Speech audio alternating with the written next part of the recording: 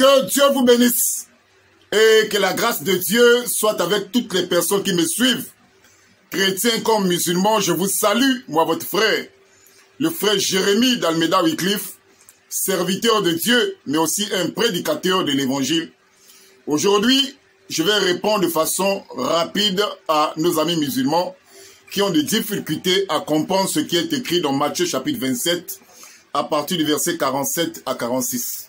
Je vais d'abord lire Matthieu chapitre 27 à partir du verset 45 à 46 pour aider nos amis musulmans qui ont les difficultés à comprendre cette écriture.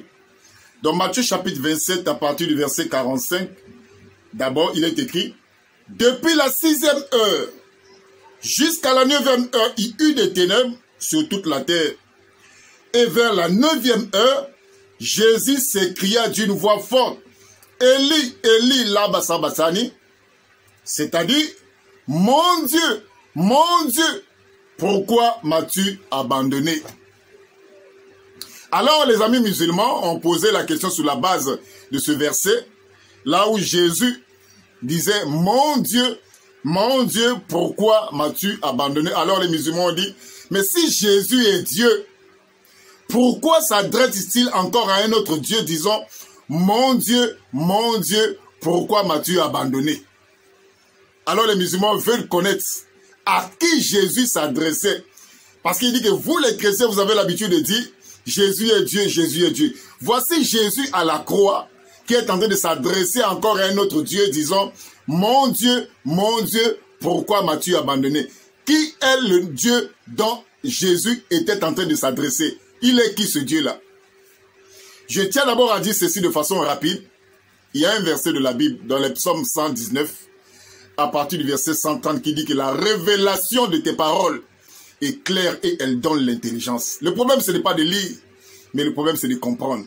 C'est pour ça, pour comprendre cette écriture de Matthieu, là où Jésus disait: mon Dieu, pourquoi m'as-tu abandonné?